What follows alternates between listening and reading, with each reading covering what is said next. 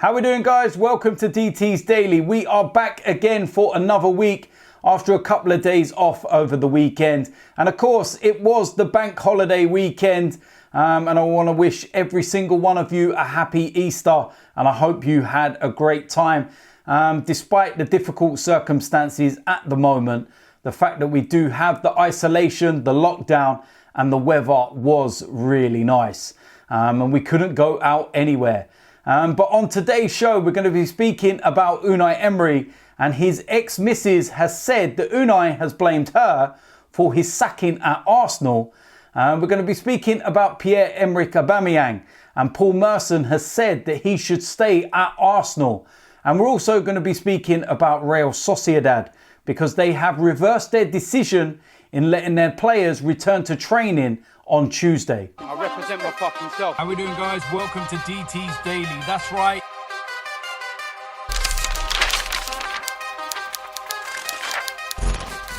So the first place we're going to start is this story about Unai Emery. And his ex-girlfriend has said that he's blamed her for his sacking at Arsenal. I'm not even joking. I could not believe this story when I read it. It's obviously her fault that Unai Emery made so many mistakes. It's obviously her fault that Unai Emery played Lucas Torreira in a 10. My word, I've seen some stories in my time, but this one is right up there. And I will get on to what I feel in a moment, but I'll go through the story for you that may not have seen it. Unai Emery's ex-girlfriend has revealed that the former Arsenal boss blamed her for his demise at the Gunners, claiming that she was a white witch. The Spaniard's tenure at the Emirates Stadium came to an end in November after a series of poor results which culminated in a 2-1 defeat to Eintracht Frankfurt in the Europa League. Emery had enjoyed a positive first start at the helm, taking the Gunners to the Europa League final, as well as taking his side on a 21-match unbeaten run. But that was soon unravelled, with the Spaniard seemingly losing the confidence of the dressing room and unable to communicate his message clearly to the press, given his poor grasp of the English language. And Sasha Wright has opened up about her 2-year relationship with the 48-year-old during his time in London, and why Emery feels she cursed his spell at the Premier League club. The 35-year-old said the Arsenal boss would use Google Translate to woo her before revealing that Emery would stay up until the early hours watching football matches in bed. I've got to laugh at that. He would use Google Translate. Now, I know his English was not great, but he could still communicate, surely. We've seen him give interviews. I can't just see that, sitting there on Google Translate. Seriously. Miss Wright ended the relationship in September 2019, saying Emery was not ready for a serious relationship. Arsenal would go on to endure a torrid run of results, and the former Sevilla boss was relieved of his duties 2 months later. It was then that he blamed me for getting him the sack. He told me I was a white witch as I had brought him so much bad luck, she reveals. He said it was the day we broke up and that we started to lose. He told me he was so stressed out that his mind wasn't in the right place after we separated. Father of one, Unai met Miss Wright in 2018, shortly after succeeding Arsene Wenger.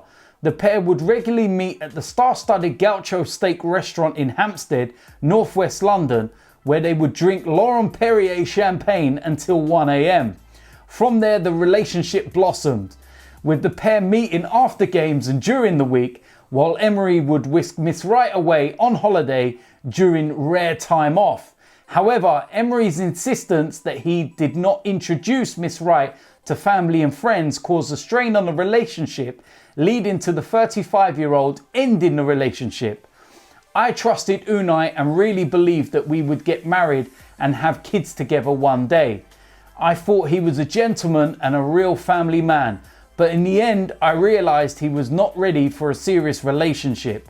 Following Emery's sacking, the relationship was rekindled, but ended soon after. Miss Wright has vowed never to see Emery again. Are you kidding me? seriously, is news that slow now that this is what we're producing and what is going in the press? Oh my dear Lord. I'm just reading a lot of that, and in between the lines, it seems to me like a woman that's just getting a story out there and is probably being paid for it, to be quite honest with you. Some of it you can probably believe. The fact that he sat up in bed watching football at all hours sounds like an Unai Emery type of thing to do. You know, the fact that they went to, you know, posh restaurants and holidays and everything else sounds perfectly plausible. Something that, you know, you can see happening. But all of this other stuff in there, and it's, you know, the fact that the relationship starts at the start of last season, this season, whatever season it was, I can't even remember what day it is now. And then, is this the real reason why Unai Emery was so poor and it went so downhill? Is this woman the reason why Arsenal are in the mess that they're in? If you don't laugh, you're going to cry. You've got to just sit there and think to yourself, oh my word, what am I seeing? What am I reading? But that is the first piece of news. Apparently, Unai Emery is blaming his ex-missus for the reason why he was sacked. You know, the only thing I've not heard Unai Emery come out and say is that it's his own fault. You know, he's blamed fans, players, you know, all other kinds of means as to why he got sacked. Not once have I seen him turn around and say it's because of him. His tactics were poor. He was playing players out of position. He lost the dressing room. None of it. Take blame for yourself. Take blame for the reason why you got the sack. You know, you were the worst thing that should have happened after Arsene Wenger. And the best thing that happened was that we finally got rid of you. You know, the worst thing is that we didn't get rid of you soon enough. Can't say no more than that. And I hope I don't have to talk about Unai Emery anymore and his time at Arsenal, because I do not want to get myself wound up by it in any way, shape or form. Next piece of news involves Paul Merson, and he has said that Pierre-Emerick Aubameyang should stay at Arsenal. Merson responds to the president of the Gabon Football Association advising Aubameyang to leave Arsenal for a club with greater ambition. It's easy saying move to another more ambitious club and win stuff, but there are not a lot of top trophies to win, especially with the two phenomenal football clubs, Liverpool and Manchester City, in the Premier League. I was very fortunate to play for Arsenal for a long time, and make no mistake about it, it's a great club. The grass is not always green on the other side. You have got to be careful. Aubameyang is at an age now where he will play every week for Arsenal. If he goes to a Manchester United or somewhere else, 4 or 5 bad games and you're out of the team. He's going to play every week at Arsenal. And when you are coming towards the end of your career, 2 or 3 years to go, you have got to enjoy your football and play. If I were Aubameyang's agent, I would be stressing that he is one of the best in the world, a phenomenal football club that has as much chance as anybody, bar Manchester City and Liverpool, of winning something. For me, I would stay. So pretty straightforward from Paul Merson, and what he's saying, that the grass is not always greener on the other side.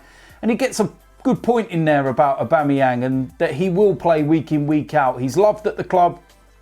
And yeah, if you take away those 2 top sides, he's got as much chance as anybody else. No one else is walking away with anything, are they? You know, so it's as simple as that. And as for the comments by the president of Gabon, he needs to mind his own business, you know, getting involved. Do I need to really say about the incidents that have happened in the past between Aubameyang and the Gabon FA and everything else? And, you know, the things that they've said and done towards him that have been in the wrong. You know, Aubameyang's publicly had fallouts with, you know, the national side and everything else, and because of the way they've been treated and everything else. So he needs to mind his own business. Disrespectful. Stay out of it. Worry about the Gabon FA, and we'll worry about Aubameyang playing for Arsenal. Mind your business. Simple as that.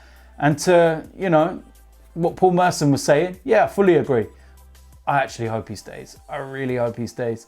Last piece of news involves Real Sociedad in Spain. And they have abandoned plans to allow players to train individually at the club's training ground during the coronavirus pandemic. The La Liga side had announced on Saturday that players would be able to train individually at their training ground from Tuesday after receiving a COVID-19 test.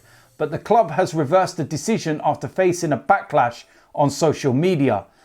Spain has been under lockdown for 4 weeks as part of the national state of emergency to fight the spread of the virus, although some restrictions are being lifted from Monday and some businesses are set to reopen. So first and foremost, it's nice to see that some normality will start to come back to Spain and some businesses are going to start to open.